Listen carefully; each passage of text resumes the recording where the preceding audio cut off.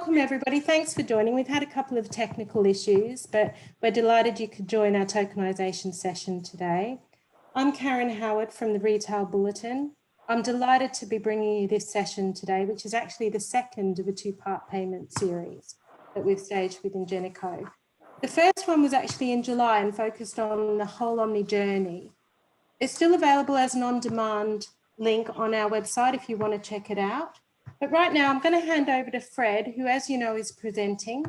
But just can I ask if anybody's got any questions, if you could use the Q&A function at the bottom of your screen, and I'll come to them at the end and we'll address as time allows us.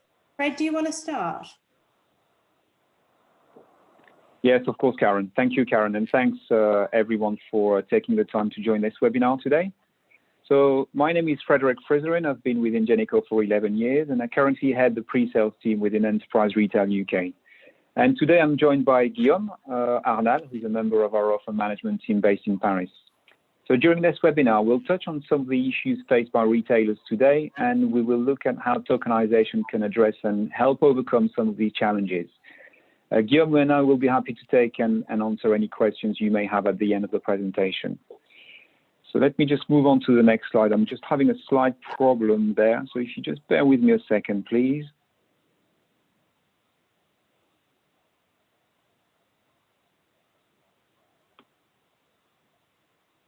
Here we go. Sorry about that.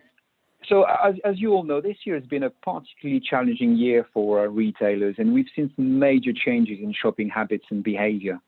The first obvious shift is the move to online, and we've seen e-commerce growing at double its pre-pandemic speed. So in-store purchases are still taking place, but shoppers are now expecting a seamless and consistent checkout experience, regardless of whether the transaction was processed online or in-store. Shoppers also want to be able to easily switch between channels, and they want to start their journey in one channel, but complete it in another. So it's no longer enough to offer different channels. Retailers must ensure that the shopping experience provided in-store and online is completely seamless and transparent. Another way to provide a seamless shopping experience is to reduce the number of steps required to complete a purchase. And I'm sure most of you have experienced the same feelings of frustration when it comes to queuing or when a payment process goes on far longer than required. It's clear that when you've made a decision to purchase, you want to pay quickly using your preferred payment method. A recent Forrester report established that 1 in 5 adults across the EU tried out digital payment methods for the first time during the first wave of the pandemic, including contactless, mobile, and digital payment. And we've also seen the emergence of new payment methods, such as pay by link, where a sales assistant sends a QR code or URL to the customer's mobile for payment. So going forward, a variety of fluid payment methods is crucial, both in store and online, to enable shoppers to select their preferred payment method, no matter where they are. And finally, all retailers who process, transmit, or store payment card data are required to maintain compliance with the PCI-DSS security standard to ensure the protection of cardholder data and to avoid fraud. And as you probably guess, a data breach can have catastrophic consequences for a retailer and can generate significant reputational damage, fines, and some very heavy penalties. So before we look at how we address these challenges using tokenization, let's see what is tokenization. So tokenization can be defined as a mechanism whereby sensitive data is replaced by a surrogate value called a token. And the aim of this process is to avoid compromising the security of the original data. So in the context of payment, tokenization applies to card data and more specifically to the primary account number, also known as the PAN. So the PAN is replaced with an identifier, so it can be held securely and only accessed if and when required. So simply put, tokenization enables customers to save their details with a retailer for later use. This means that in future, anytime you want to buy something with your organization or your customers want to buy something with your organization, their payment details will already be stored. The checkout process will be much smoother, and the merchant will be able to use the token to run some data analytics to understand buying patterns and also consumer behavior. Now, let's take a look at the features and the properties of the token. So a token is unique per cardholder, per merchant, and across channels, which means it can be used to identify consumers across multiple channels and brands, and also support use cases such as click and collect, where customers buy online and use their card as a verification method when they come to collect the goods in store. Another example is buying in store and refunding online, or buying in store and processing payments when the goods are delivered. So all these are different examples of use cases associated with a token. Token can also be used for payment, but also non-payment purposes. So non-payment tokens are used, for instance, for data analytics, loyalty, or fraud management. And the aim of the token in this instance is to protect cardholder data at rest. Whereas the payment tokens, they're created to replace payment credentials in a digital purchase transaction, such as a sale, a refund, a recurring payment, or a payment by installment.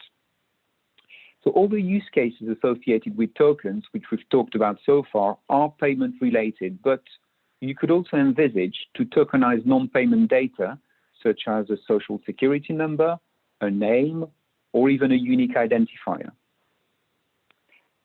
The tokens can be generated by several entities and providers. So they can be generated by your payment service provider, your PSP, so Ingenico, for instance. They can be generated by your acquirer. So the token generated by the acquirer is also known as the PAR, which stands for Payment Account Reference Number. And lastly, it can also be generated by the card schemes and the issuing companies. In this instance, the token generated by the schemes is known as the network token or the payment token. So the terminology varies from one entity to the other. These tokens serve different purposes and use different formats. The two main formats used by the industry are, number one, the format preserving token, which uses the same format as the PAN, so anything between 16 and 19 digits long.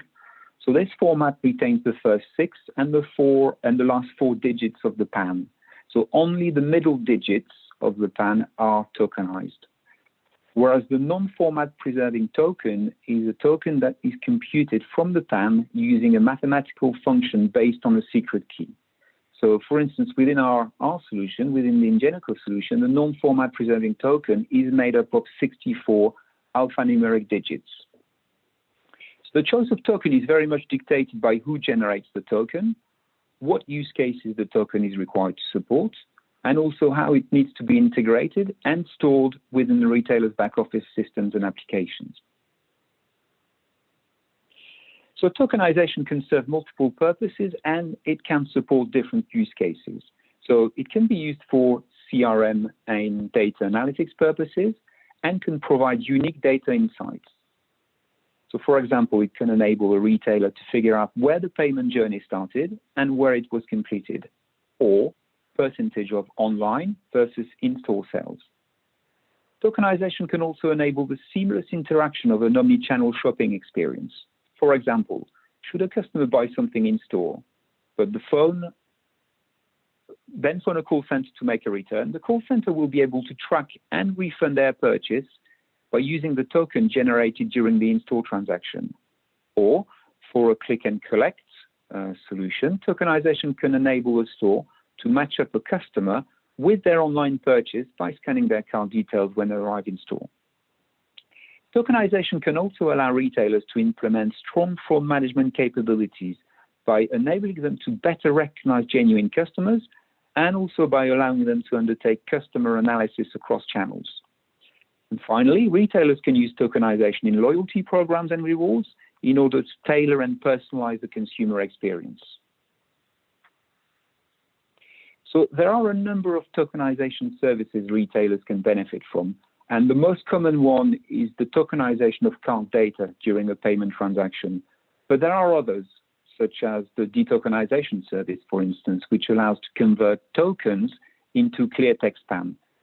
An example of detokenization usage is the contract termination, whereby merchants are able to retrieve clear text PANs from their existing solution in order to tokenize the data with another payment service provider, another PSP.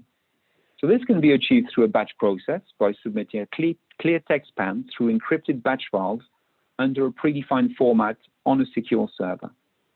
Another service that can be offered to retailers is PAN retrieval, which can be used for police and fraud investigation purposes. In this instance, a request is made to the payment service provider, to the PSP, through a help desk or a web portal, and the clear PAN is provided in a secure manner, either to the retailer or directly to the police force. So I've seen a recent statistic that says 86% of people will pay more for an item if the service provided is perceived to be better, with on average an extra 13% on the price being attainable for those brands who do this successfully. Tokens can help here as they provide organizations with insight into, for example, how often a shopper uses it one or more channels and how they spend or how much they spend on average. This insight, when combined with other tools, become very powerful and enable merchants to adapt and deliver a more personalized shopping experience. A simple order online and return to store process can be very costly and very time consuming, especially when systems behind the scenes are not seamlessly integrated. And we've heard some merchants say that for each refund they process, typically costs them anything up to £50. So by sharing tokens across sales channel, it is possible to quickly and simply credit any monies back to a cardholder without the need for lots of manual activity in the background.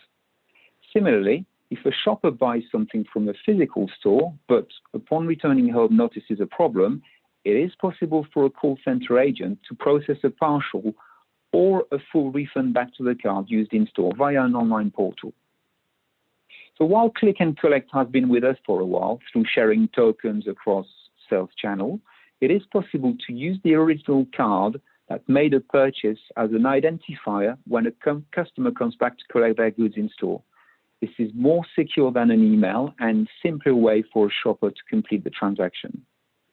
Other cross-channel use cases include recurring payments, where a customer places a deposit for an item with subsequent payment linked to the original card used.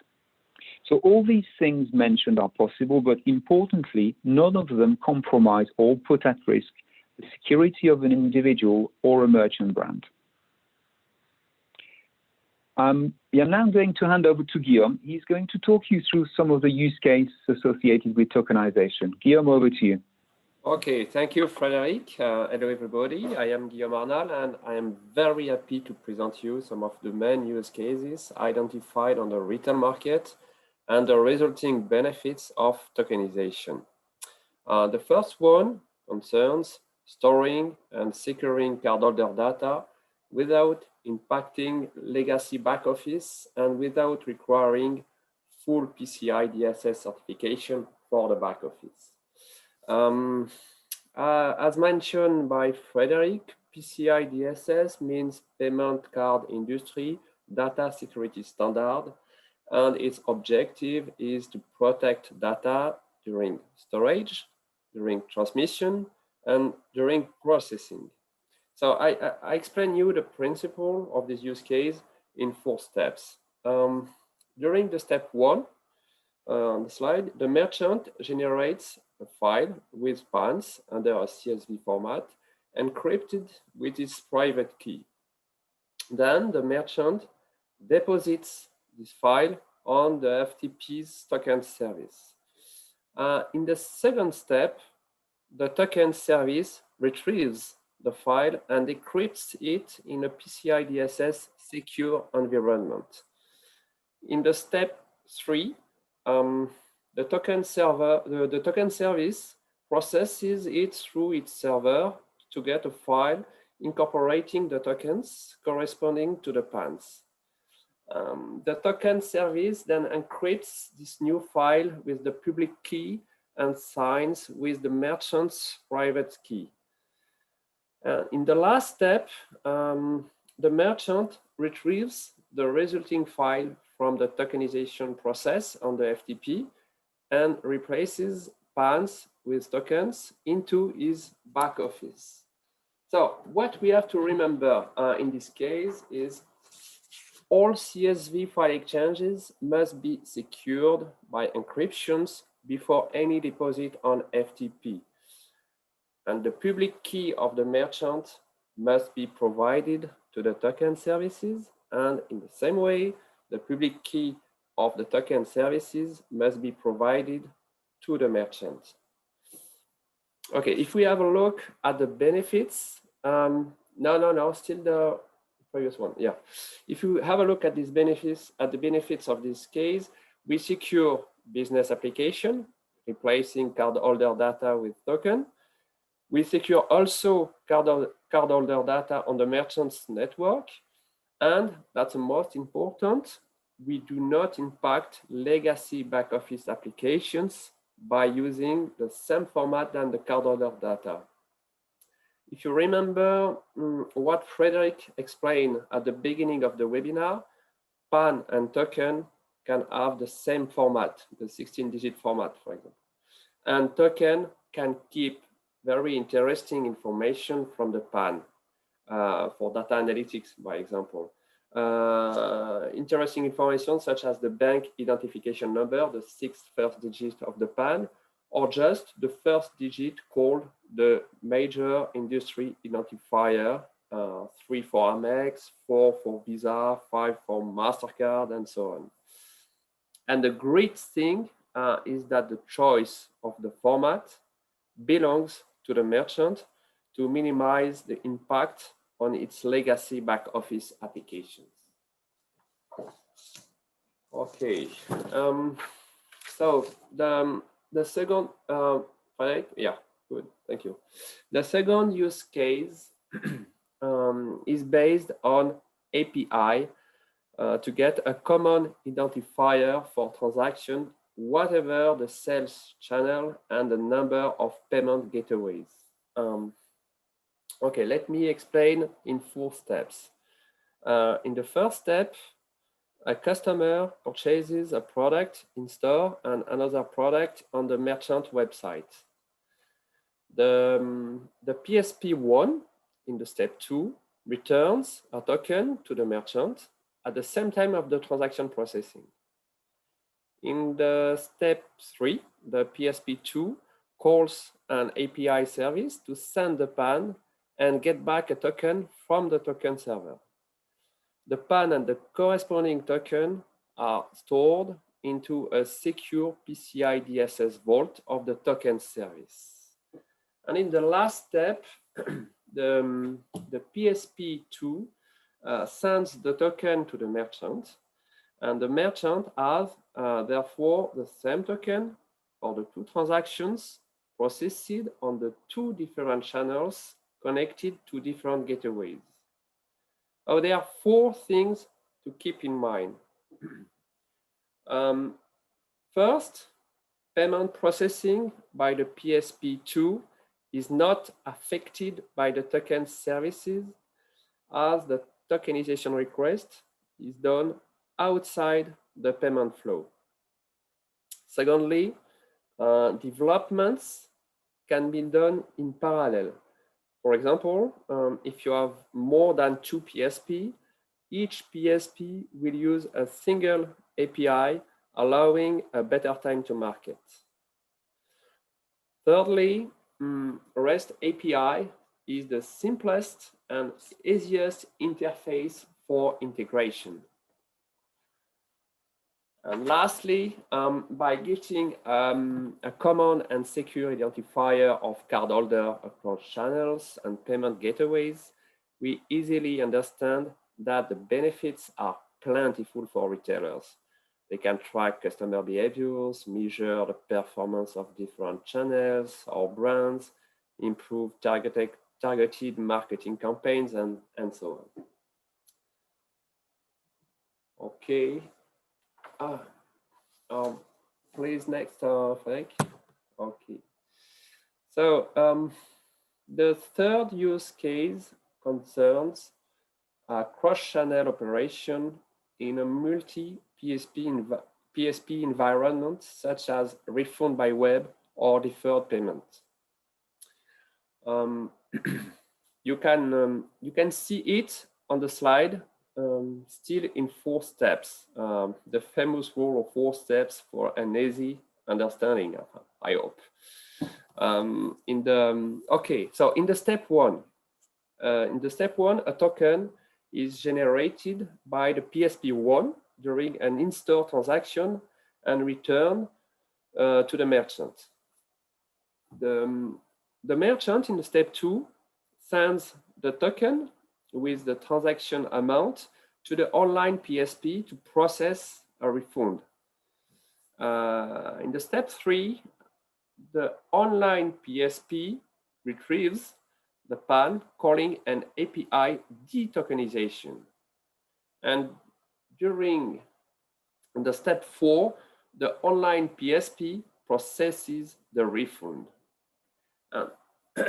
Okay, so there are 2 main benefits in this case. It's a full PCI-DSS compliant solution for the merchant, and cross-channel operations are enabled with different online and in-store payment processors, answering a strong need of the market omnichannel strategy.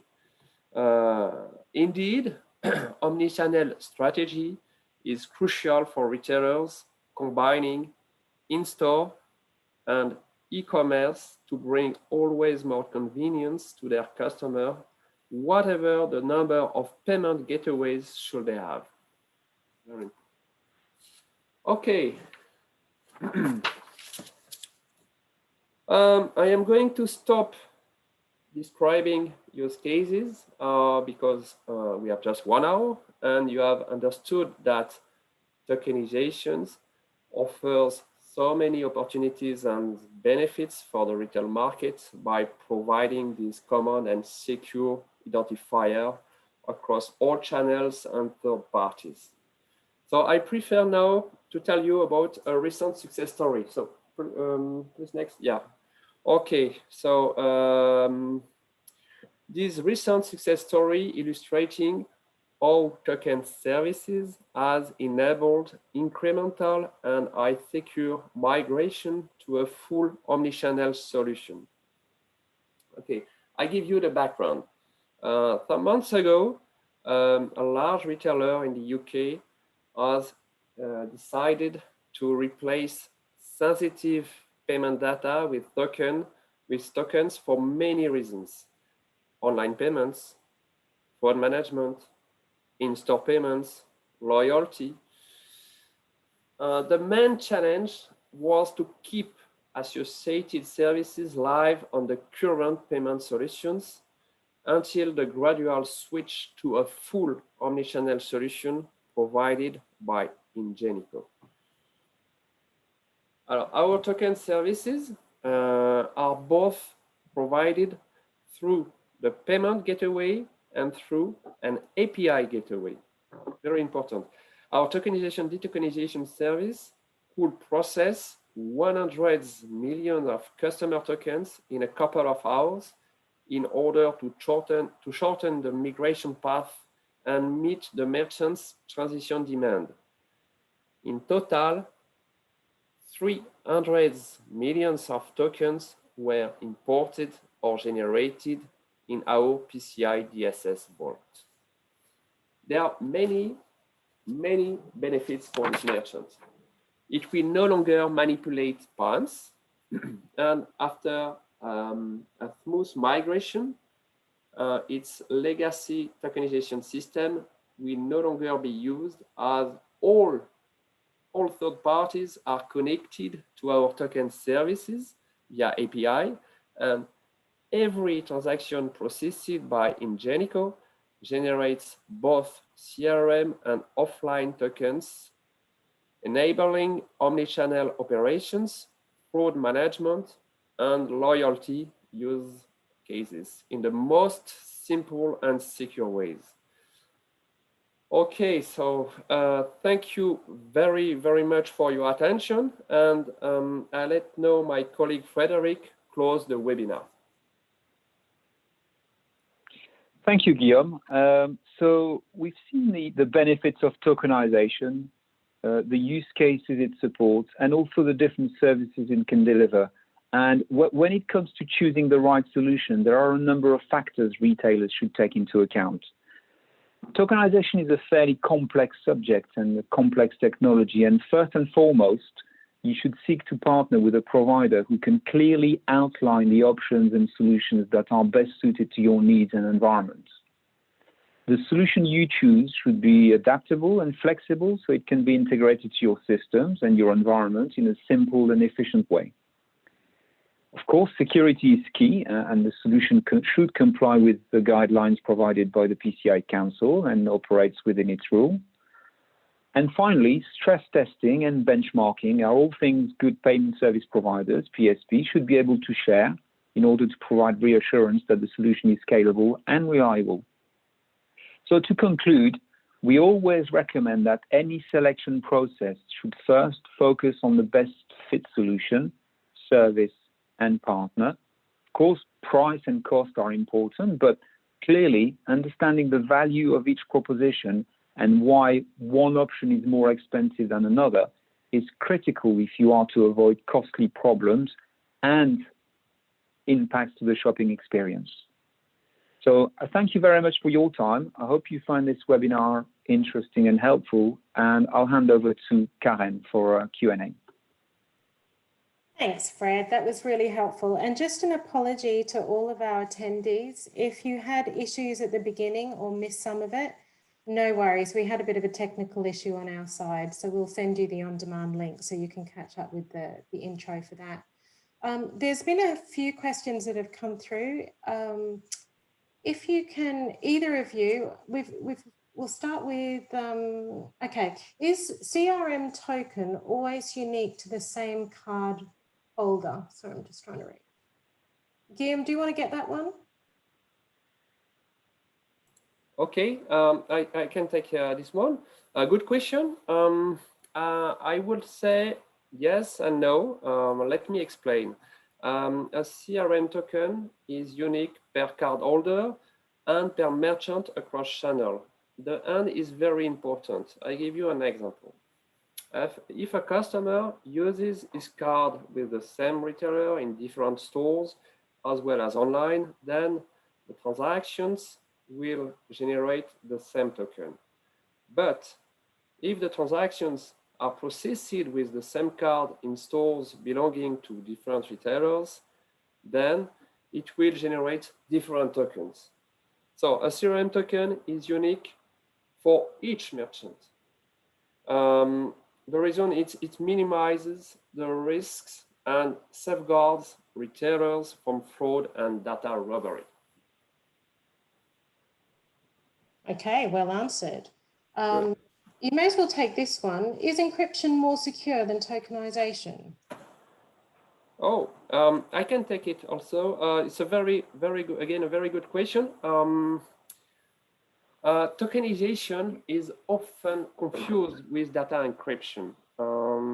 While the two processes are similar, okay, in the sense that they both replace sensitive data with incomprehensible characters, they have significant differences. Let me explain.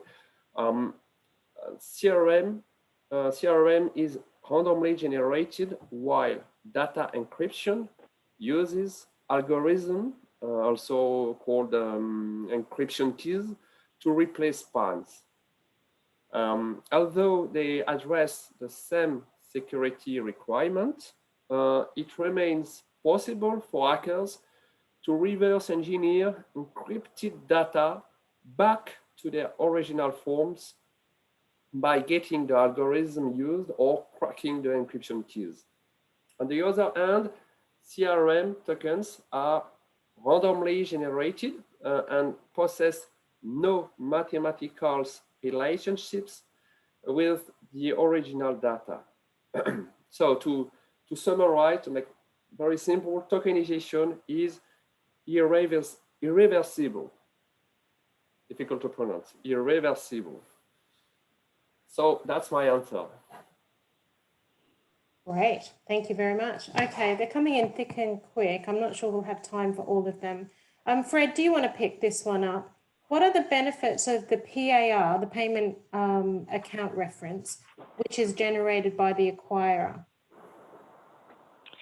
Yes, Karen. So during the webinar, we talked about tokens that were used for payment purposes and also non-payment purposes. So the PAR is mainly used for non-payment purposes and for indeed CRM purposes, and it cannot be used to trigger a payment or use these credentials within a payment. So the main advantage of the PAR over a token that would be generated by your PSP is basically that the token can be used and can be generated through different devices belonging to the same person, since each device has its own specific PAN. So that's the main benefit of the PAR versus a standard token generated by a PSP.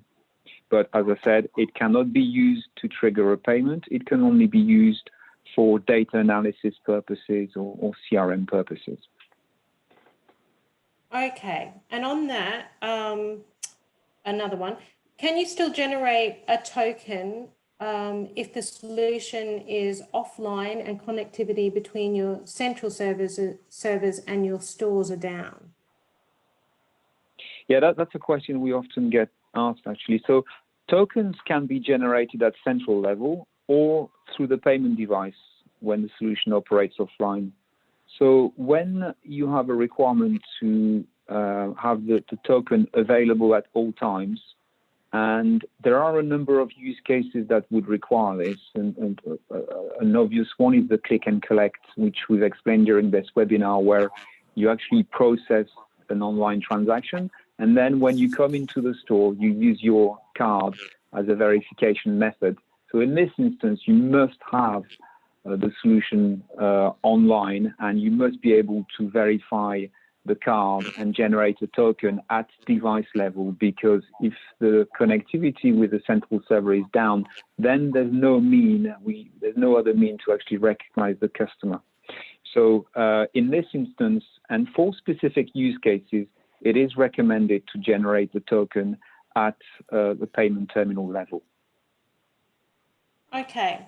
Now I'm going to try and read through this. Will Samsung Pay and Apple Pay use the same token if the card is stored in both wallets?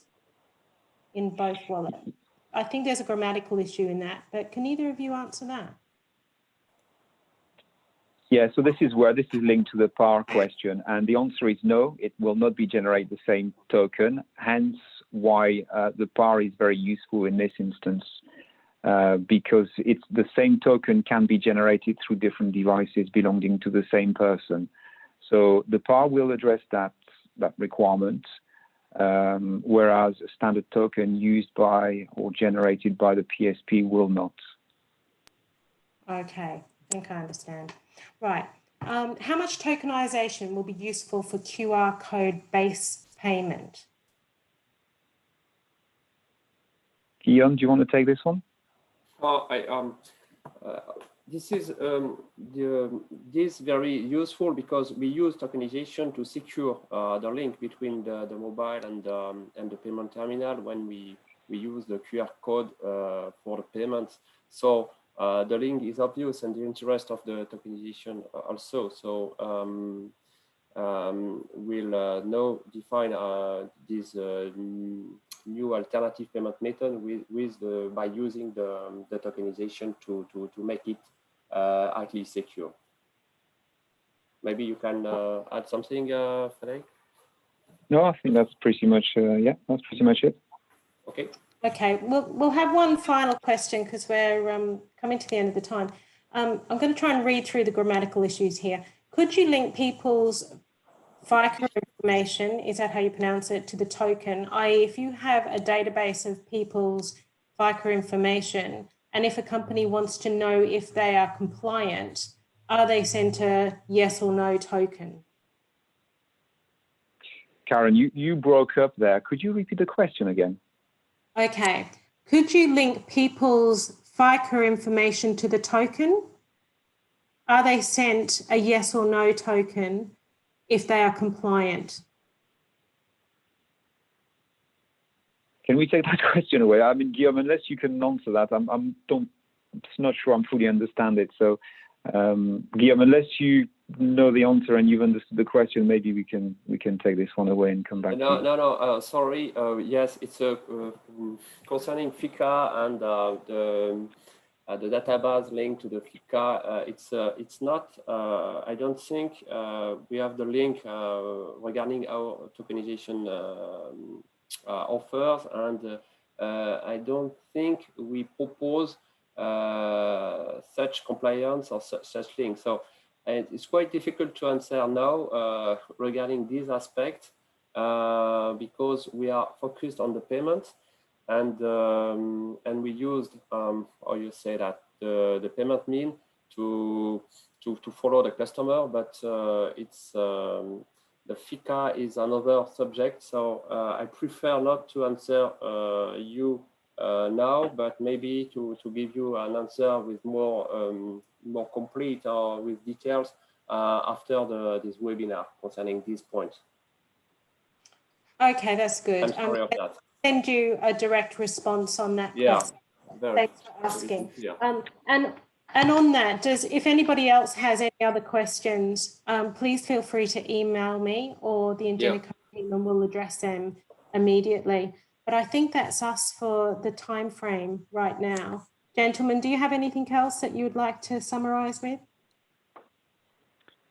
No, nothing for me. Just thank you again for attending the webinar and taking the time to participate. Great. And as I mentioned, we will be sending this out. You can catch up with the beginning bit if you missed it. Bye for now. Thank you, Karen. Thank you. Bye. Bye. Thank you, everybody. Bye-bye.